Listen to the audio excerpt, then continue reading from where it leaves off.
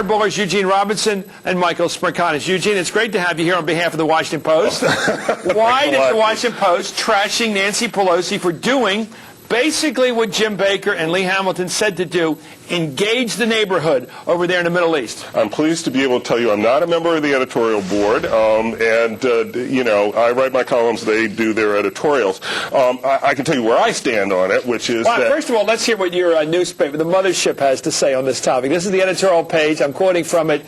You know, this used to be a liberal newspaper, the Washington Post, back in Nixon's day with Ben Bradley and others back there. Meg Greenfield, the editorial page editor. It's not a liberal paper. It's a hawkish paper. Quote, "We have found much to criticize in Mr. Bush's military strategy and regional diplomacy, but Ms. Pelosi's attempt to establish a shadow presidency is not only counterproductive, it's foolish." Pretty strong. Gene. Pretty strong. You know, they should tell us what they really think. You know, I mean, I think that she's right on the substance. She's clearly right on the substance. Of course we should be talking to Syria. And you know, this policy that if we don't like a regime, you know, we pretend, you know, we cover our ears and don't talk to them, is absurd. If Syria can be helpful or is being harmful in Iraq, in Lebanon, whatever, we should talk to them. You know, I think there's a question about the style and the timing. I kind of wish... Is there a good time to talk to Bashar Assad and a bad time? I kind of wish... I think there's a lot of value in sending the message to Syria and the world that Americans and the new Congress have a different idea of how to conduct diplomacy and foreign policy from the Bush idea. I think it's a useful message. I wish she had sent, you know, Jim Clyburn or Steny Hoyer or somebody to do it, because the speaker doing it. Okay, let's go to Michael Smirkanis, my buddy. Let me ask you, Michael, your view.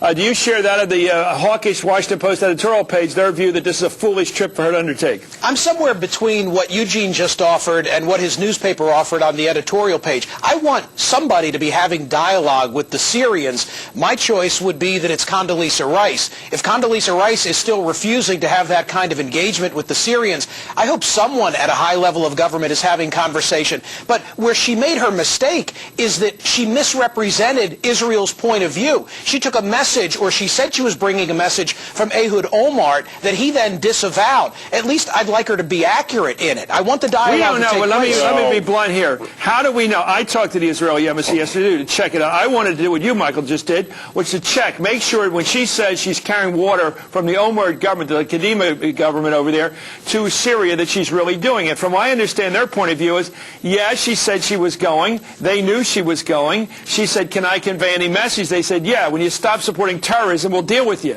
That's not exactly an opening. It's a statement of recorded past fact.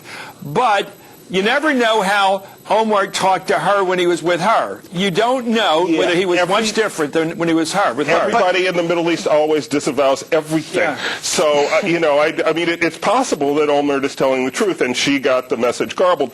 But I'm not going to... Olmert, who's had a history of some of this, well, you know, he came out meeting with the President Bush and said certain things a while back, remember? Exactly. That weren't so the President said. Yeah, exactly. But, you know, Chris, all that we know for sure is, and I've got it in my hand, is that Olmert issued a statement. The Prime Minister's office issued a statement and said, hey, she got it wrong. Yeah, he's a politician too, though. Why do you think he's the voice of God?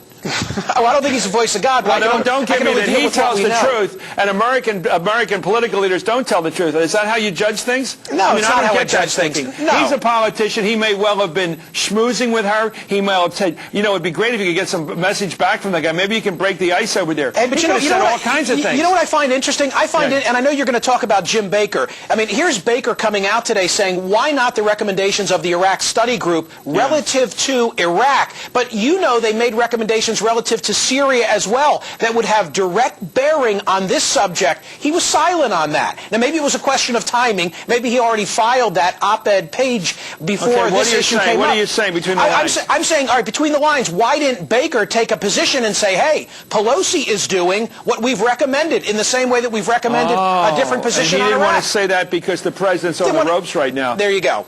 That is what I'm saying. Yeah. I hate all this agreement here.